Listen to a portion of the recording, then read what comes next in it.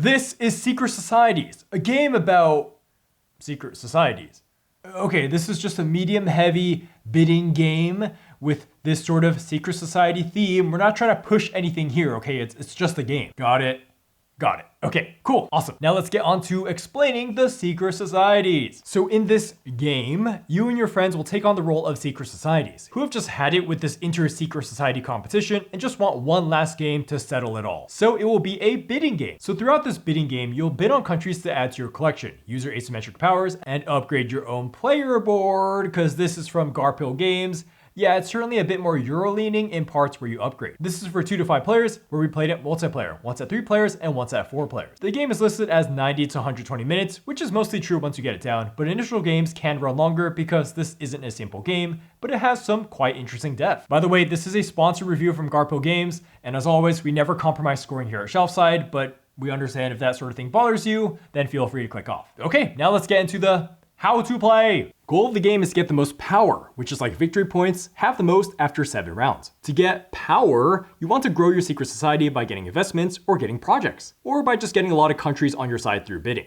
Okay, FYI, these are not technically called countries in this game. They are called deeds because some of them are islands that are not countries. But calling them countries just feels way more fitting and thematically fun. Moving on. Right, so every round you'll just reveal deed cards, the countries to bid on, with one face down one. Then starting with the first player, everyone will bid by placing one card at a time from their hand. You're allowed to play one of these bids face down in a round, meaning its value is secret until it's time to resolve that country in the next phase. You can boost the value of that bid when you put it down by putting coins up to the bottom number. However, the bid isn't valid and you don't win the country unless you pay for the card's value with cold hard coin, shown at the top. You'll have to pay this no matter how much you have boosted the bid. Also, players have asymmetric abilities that can fire during bidding and or resolution, like how the stonesmiths can always look at the face down country. So the winner of each bid gets the country and slots it into the matching area on their board. If you get 4 different colors in a row, you complete a trade route and get some points. Also, once you get a certain amount of countries of a color, you get a monument, which gives points endgame and gives you an immediate benefit, like getting a coin. Alright, so every country also gives you resources when won, so you can see it matters if you put it at the top or bottom of your player board. Bid cards also have abilities that trigger when you lose with them, and if you lose a bid, you get those cards back into your hand. Now the next phase, growth, where you can spend resources you gathered from countries to advance your player board. All players do this simultaneously, like spending 2 land to get a region investment, which means every card of that color is now worth 2 points. Or you can do a treasury investment, where you spend land to fill in those gaps. Once a box is filled, you move this 1 mark forward, which increases your round income. Lastly, you can start projects, which is spending land and population to get permanent abilities for the rest of the game, which can even be your faction's special abilities. That's it for a round. In the next round, you'll pass the first player token, then gather your income according to your player board. For your spent bid cards, you can pay money according to the round number to take them all back. Then reveal the new deeds for the round and start bidding. And that's pretty much the game. After round 7, which is like 7 rounds of bidding on countries, then you just count up all your points and see who won the game. There's going to be more differentiation between rounds and faction abilities, but more on that in the pros. Component pros. So there's some nice stuff everywhere, especially a lot of wood in this prototype, but I cannot understate how good it feels currently to touch these wooden money things. Oh my gosh. Like, it's just the perfect color. It's great to grab. It's great to drop. It's great to grab a bunch of them. It's just great to see them accumulating behind your player screen. Yeah, it's just using the physical media of board gaming so well to interact with the money. Okay, and each faction comes with a box that fits everything for it. This makes setup a lot more intuitive and tidy. Honestly, every game with asymmetry in it should strive to have 1 box per faction that fits that faction's specific things. You hand it out while starting and it stores away nice. They did go a little extra with these player screens and folding the vertical parts backwards to be a player screen, which works quite well. You can see here it doesn't topple from forward or backwards movement. However, time will tell if folding this cardboard back and forth will damage it. Also, all the resources and major markers to move up are wood, like the land and population. Then your satellite and income are nice wood. These all slot into the boards well. Though I kind of wish the projects you could add to your board are wooden, but man, that is asking a lot, so I get it. Even the first player token is this really thick wooden gavel you can slam down and say, order, order. Lastly, for components, most symbols are very clear and distinct, like population and industry when you grab them, or a trade route, or a lightning bolt for instant effect, continuous for ongoing effect.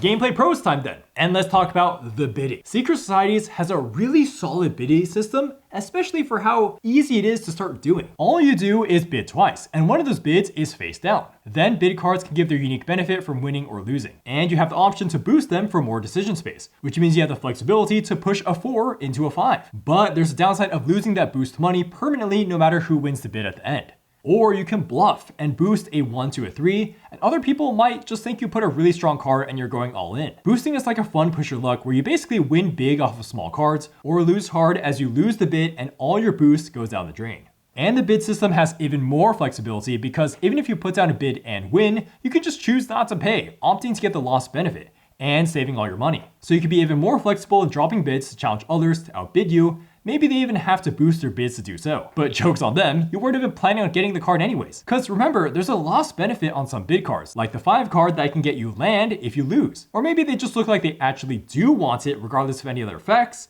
but can they afford to pay the final cost at the end?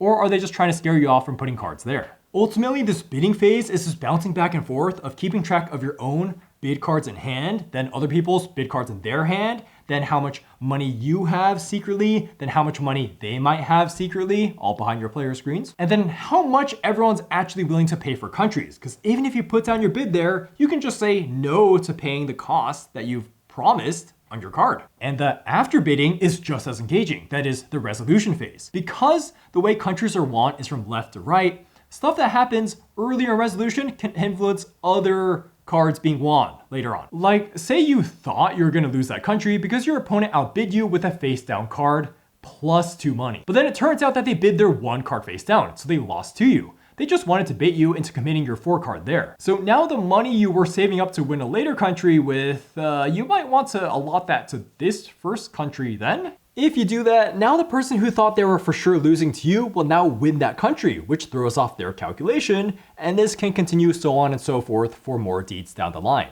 Basically, all bid resolutions influence each other, where there's this dynamic movement of money that can throw people off guard as you see who truly wins each country and how much is actually being spent. Note that you rarely know how much people are really going to spend because half the bids are face down. Now, this isn't to say that the game is utter chaos in resolution phase, rather there's just enough uncertainty to keep you on your toes once in a while if someone messes up a bid or gets their face down bluff totally called. So the thought space is already really high for the bidding and resolution phase, and then you throw in these little tricks that everyone can research, like this agent, where you can put agents on the board, you put them on countries at the start of bidding, and then later on you can move one of your bids to where you have an agent. Or you can get this research, which lets you bid an extra card every round. There's 5 generic tricks that people can get, not including the 1 to 2 each faction has. So the bid trickery can start getting pretty complicated as the round progresses. And needless to say, it is extremely interactive as you think about how each other person is interacting with everything. And you can constantly call bluffs or do bluffs yourself with face down and face up bids. Before we go full steam ahead on how you prioritize what to bid on, I want to give a shout out to the countries in this game, which, for being quite abstracted, still feel thematic. One is because of the connection benefits they give you. Like if you get England, well, yeah, of course they're close to those Irish people and I get a benefit because they're connected. The second is how they label some countries islands and some not, which has some in-game benefits. Nice. Lastly is just how their payouts are. Again, super abstracted, but it does feel very fitting to grab Germany, then just grab a bunch of industry, or win India and you get 1.45 billion people in the form of a ton of pop. USA, USA, USA gives a bunch of stuff, it's huge, but then an island usually just gives almost nothing, like 1 thing.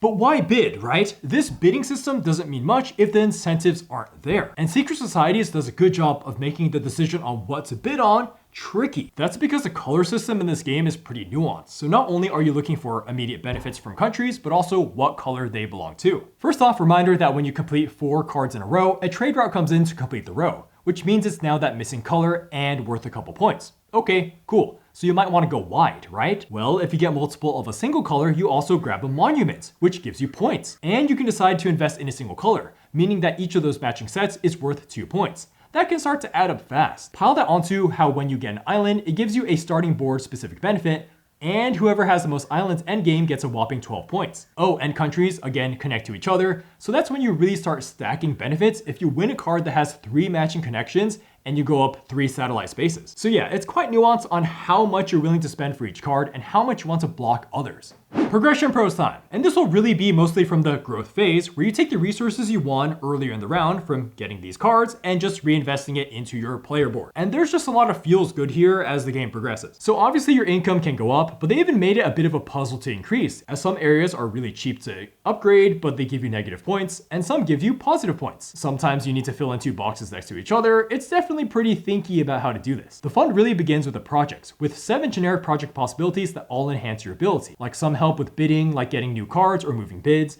or one even lets you start trading resources with the bank. The bottom 3 are specific to your faction, which generally give more active abilities too. Like this one allows you to start stacking 2 more coins on cards. Yeah, I'm not going to go through all the possibilities, but the fact of the matter is that it's pretty incredible how many triggers you can get. And after the first round, people are almost always getting their first project, which means changing the bidding phase for the second round. Then on the final rounds, it's people tweaking the bidding constantly, like, okay, so first turn, I place my 2+H bid. So that means it's worth the highest printed bid there of 5. So this is worth 7.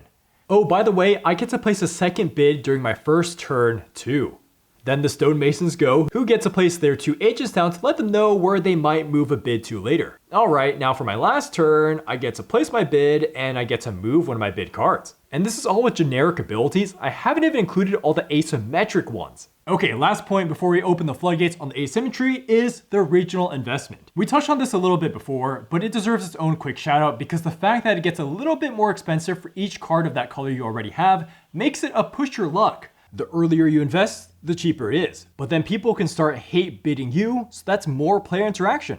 Asymmetry pros. Secret Societies gives you 8 factions you can play with. 8. They all have their own starting ability or 2, then tweak components for some, and then 3 unique projects you can upgrade too. This means that from the get-go, the moment you open this box and see your different abilities, you feel different than others. And you continue to feel different as you keep playing the game, so let's get into examples. The tech bros are the channelers of big, easy money. So they just get money if they bid where someone else is. And if some deeds aren't taken come the end of resolution phase, the tech bros use their elite coding skills to nab it at a discount. They just have to pay others a little bit of money.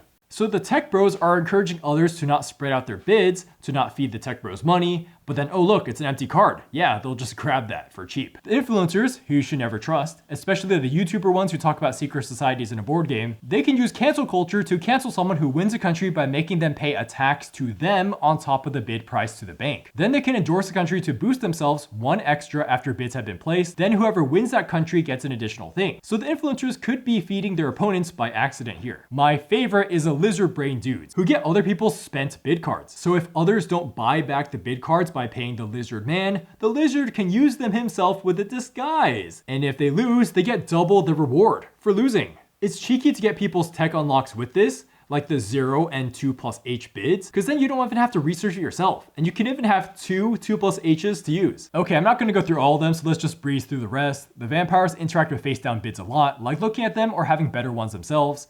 Then the stonemasons can look at the face down country. Wow, that's cheeky. Then the robots have a drone that always sits on the 3rd deed that can win countries for itself. Then the robots can sell it. Those are all the factions we've played. We haven't played Illuminati and Aliens. But yeah, needless to say, the personality and actual gameplay style for each faction is very dialed in. So then we'll just end with how this game has really good replayability. Like there's already 8 nuanced factions, then there's a specific island board, then countries come out differently as you won't see all 75 every game. Even more replay value, there's a neutral custom projects that change every game that you can nab, and even something called a round conference on rounds 4 and 6 that is a milestone to hit. These change out. If you're like me and just simply care about asymmetric replayability and don't really mind too much about all these little Euro things that slot in and out of your starting position, well then I would say you have at least 16 plays of this game. 16. That's playing each faction twice to try everything with that faction. 8 factions, 16 plays. And that's not even counting how certain matchups can really change the game, like how robots slow down the influencers from endorsing countries, or how if you have a game with the stonesmiths looking at the face down country constantly,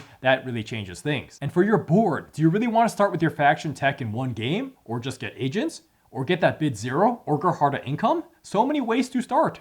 Cons. Okay, so this is a prototype, so nothing is finalized here, but if we start with components, well, the cards are they run a little thin, or they tend to attract grime really easily. I mean, you can see this thing on screen here. I mean, I guess those bids start getting real sweaty. But then you could always sleeve them, so not a big deal. So let's talk about something that matters a lot more, that is the rulebook. Come on, guys. For a game as complicated as this, there's no table of contents, no glossary, no index, Come on, what's going on? It just really slows down the learn. So while there are a lot of nice diagrams, like you see here, nice diagrams, but stuff just gets really hard to reference. The growth phase should be made more clear too, as it does this interesting distinction of saying you fill something with land and then you can spend the other resources to actually get the thing. But in fact, you're basically just spending all of these resources. It's just that the land happens to go in the box when spent. But when reading the examples, it'll say that, oh, the filled project just costs population, which may just make you think that it only costs population, or how filling in treasury here just costs one industry. Just say what all the costs are. Also, the rules really need to clarify what always is on wording, because we just assume that you could do that whenever, like for the robot project. But that should be clarified as literally being the fastest thing that takes priority over all other triggers. There are 2 sections of the rules that talk about factions, then you get 1 card each faction has.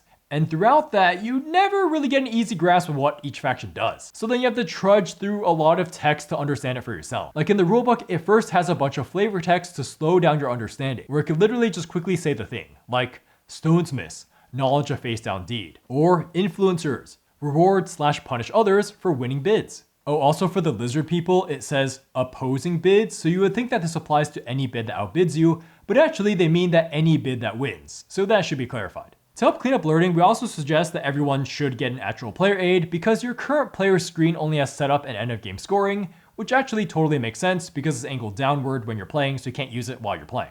So the actual player aid should discuss round order, especially bidding and resolution, just because there are so many parts to resolution. It's easy to forget that you are to get back spent bid cards at the beginning of resolution. Another component thing is that the game never clarifies what's the front and back side of tokens, like the drone and influencer pieces. So you have to figure out for yourself that the weaker side is the front by reading your upgrades. But come on, just say front or back on the piece. I myself actually first touched it and then did some board gaming sleuthing that the front of the cardboard should be the front, and then confirmed that for myself in the rules. Last pure component thing is the deeds, where it's hard to see the connections because the connection is only found on the top half of the card. Okay, so the rulebook technically says to let the bottom cards hang out like this, but come on, you usually won't have space for that. If you're playing on any sort of normal table, like we played on the inside of a 3x5 foot gaming table, you just can't see the bottom symbols. So these cards really needed to be mirrored and perhaps even bigger. It's cool to show the capital of the country, but honestly showing the connections more clearly is way better theming. What we were forced to do is that we would start every bid round with, okay guys, the cards are out. Now anyone out there, tell us if you have a connection, like to any of these, because you just can't really see other people's connections on their boards at all. Perhaps it'd be nice to have a marker of sorts so people can mark where they have connections on these. But I will point out that secret societies can kind of get away with this uncertainty because the game is based off of real geographic connections. Like, of course, Mexico is next to USA because, I don't know, spring break to Cancun, right? Okay, so now moving on to the visuals and the user interface, we said for the most part that the symbols are clear, which they are, but there's one that really trips you up, which is the colon. So early on, it seems like it signifies endgame scoring from all the region investment on your board. But then there's a colon that also triggers immediately when you get the thing. Just make the regional investment a different symbol. Another way to make symbols more universal is to have everything that is an immediate benefit be the lightning symbol from projects, including things granted from income or the satellite moving up. It's there for the star benefits, but in a different color, white, and it's so hard to see, and it's not where your eyes are looking, so the instant symbol should be moved to the reward area. The other point about UI is that it's fairly easy to get mixed up in direction when playing the game, especially for the first time, because some things are resolved from left to right, and some things just resolve, well, anywhere you want them to. So the satellite's income and monument placement only ever go from left to right, but projects, investments, and star placement is anywhere. So this needs to be more clear on what is restricted by left or right, what is not. Maybe some arrows would be nice. Gameplay cons time, we have 2. So the first is this Naru board, which has an underpowered ability of letting you get back a bid card every time you win an island. Okay, well, if you note that getting an island is poopy, you're generally not spending too many resources to get the island. And so actually, it's much more immediately useful to have the other starting board abilities of gaining an industry or coin or population, because you can immediately spend those in the upcoming growth phase. In games like these, you want to be spending as much as possible during the growth phase to get your engine going. Since there's 5 starting boards and only 4 types of resources, it definitely looks like they ran out of resources to give. So maybe this could have been gain a satellite advancement by spending something. The last gameplay con applies to everyone playing, which is this upgrade that lets you gain 2 coins and then start trading with the bank. You can do this up to 3 times and you can trade anything. You can trade money, land, population, industry, all of these resources. So now we have a converter every turn, a really good one. Have some leftover money? We'll of course convert it to something to advance a project. Or have some leftover resources? We'll convert it to money to bid next round. Remember that you also get 2 coins immediately when you get this tech. So that means if you have 1 leftover resource sitting there, you can just get this project and then you can get another advancement right away. This is just too versatile and pretty much everyone is rushing it. So it should not give 2 coins right away, and you could either make it trade for any 1 resource 3 times, or reduce it to just do 1 trade for any resource. Scoring! Now it's time for a tentative score on secret societies, where we try to critically evaluate the aforementioned pros and cons of this prototype, with the caveat of whether or not this is even a good idea in the first place. And this is an asymmetric bidding game with a Euro-driven growth phase to advance your player boards and to score as much VP as possible. Yeah, seems solid. So this is gonna get a 8 out of 10. It is tentatively great. Secret Societies is deep and interactive, which is pretty much perfect for a multiplayer bidding game for you to sink your teeth into and really keep playing this game for the long haul. But it's also quite gamey, which isn't necessarily a good fit for everyone that's looking to just play some multiplayer bidding. What do I mean by gamey? Well, there's a lot of rules things that are just kind of there and not really rooted in anything thematic, and they're not intuitive at all. And alone, none of the gamey things are really that bad, but they do add up, so let's get into the list. Filling in certain boxes gives you points, some don't, some give resources, some don't. If you get 2 boxes underneath an overhang, you can get something. You don't actually have to fill in a row to get a trade route, rather the card completes the row for you. Oh, but on round 4 and 6, the trade routes get weaker. Oh, but did you know that trade routes also count as countries for scoring? Oh, but did you know that on round 4 and 6, you also do a round conference that is something for players to compete over?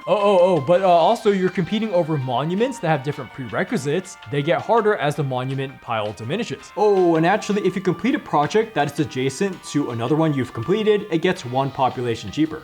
When you get an island, it looks like it sucks, but it also gives you a specific benefit based off your starting board, just cuz. So all these things work mechanically well in conjunction once you get it. It's just this wall of things that you do have to overcome to actually play the growth phase properly and to actually know why you're bidding on things. It's just currently easy to forget the gamey things. And even if you're familiar with Euros, I wouldn't be surprised if you make a lot of mistakes on your first game. However, the system that takes precedence is by far the bidding, and the bidding is immensely solid with tons of interaction. And once you get down the gaminess and the growth phase becomes quite streamlined as people memorize all the projects and investment patterns, this can really shine. So that's probably during the 3rd game for most groups, maybe the 2nd if you're really experienced in Euros, or Garpill Games products. And speaking of Garpill Games, the growth phase actually really reminded me of Hadrian's Wall. That is this type of box ticking that as you cover up boxes, that you get stuff to start covering up other boxes. So there's these great surge turns where you win 2 to 3 deeds in secret societies. So then you get to invest like crazy and the returns are immense. But then putting that system on top of bidding makes this game kind of unfriendly to noobs, whether you're a board gamer or not. I mean, like, look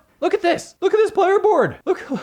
Look, this is like symbol galore. There's so many symbols on here. Oh, we didn't talk much about time length. So yes, this game is 90 to 120 minutes printed on the box, which seems mostly correct, but your first couple games are going to be long like what we ran into. Our first game was a 3-player game at over 3 hours, and our second game was 4 players with 2 new people, and that was also over 3 hours. It's because there's just a lot of hiccups and rules, and then a lot of room for analysis paralysis with not only growth phase, but also resolution phase as you decide to move agents. Like imagine 3 players all have agents. That's a lot of moving around of bids. But I could see this game easily running true to time if your group does not analysis paralysis and you have the rules and board symbols down pat. And as for player count, 3 to 4 definitely seems like the sweet spot. 5 players might make the game have a little too much downtime for some groups as the bids get really complex. But I don't see why it'd mechanically be an issue. For 2 players, the game institutes this dummy bid system, which we haven't tried, and it looks like it's just a way to add uncertainty to people's bidding patterns. Cool thing is that the different factions handle the dummy bids differently. So yeah, it's a prototype with a decent amount of little grievances, and a lot of these could easily be improved.